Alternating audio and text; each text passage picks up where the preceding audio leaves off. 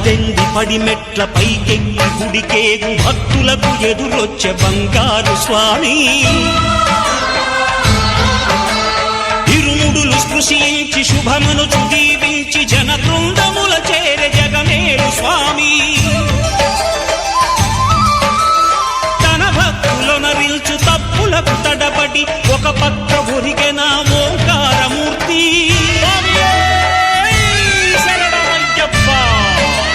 స్వాములందరూ తనకు సాయము కాగా ధీమంతుడై లేచే ఆ కన్య స్వామి